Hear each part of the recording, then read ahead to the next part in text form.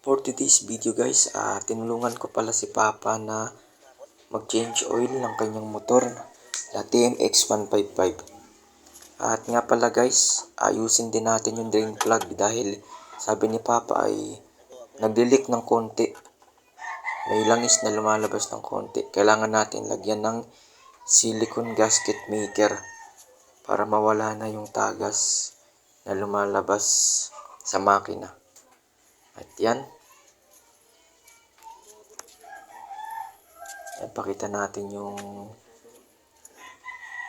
makina. Yun. Tinatanggal pa ni Papa yung langis. Tinapadyakan niya para mawala na yung ibang langis sa loob. At yan guys, may natulo pa. Napakahalaga talaga guys ng pag-change oil sa motor para maging healthy yung makina ng ating mga motor. At yan guys, flex natin yung drain plug na lalagyan ko ng silicone gasket maker para mawala na yung pagtagas ng langis. At yan guys, pinapadyakan ni Papa para matanggal talaga yung mga lumang langis na nasa loob ng makina. At yan guys, sinimulan ko na lagyan ng silicone gasket maker para maikabit na at mailagay na yung bagong langis. At yan, paikot lang siya guys sa drain plug. At pagtapos, pwede na natin ilagay, salpak na natin agad para malagyan na natin ng bagong langis. Yan, kakabit na ni Papa. Yan, sa pagkabit, yun lang, babalik lang natin ng maayos.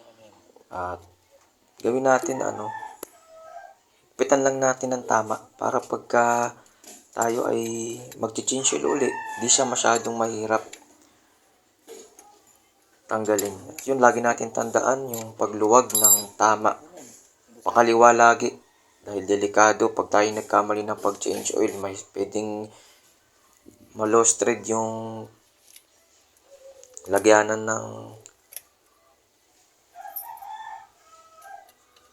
ating makina. Yan, lalagyan na ni Papa yung langis na bago. 1,200 ml pala yan guys para sa TMX 155. Napakahalaga talaga niyan para maging smooth yung takbo ng ating motor at maging healthy tumagal. At yung motor namin na yan na TMX 155, 12 years na yan kay Papa. Ginagamit niya mula noon hanggang ngayon. Matanda lang ng 2 years yung bunso kong kapatid dyan. Kaya talagang kailangan alaga sa pagpapalit ng langis para tumagal yung motor. Para mapakinabangan natin ng matagal at makatulong sa ating paghahanap buhay. Yan. May imbudo kaming gamit para hindi masayang yung langis na ating ilalagay. Yan, simutin lang natin yung langis. At guys, maraming salamat sa pagsuporta sa aking mga videos at sana panoorin nyo palagi at tangkilikin at para ganahan pa akong gumawa ng mga videos. Maraming salamat guys and God bless all.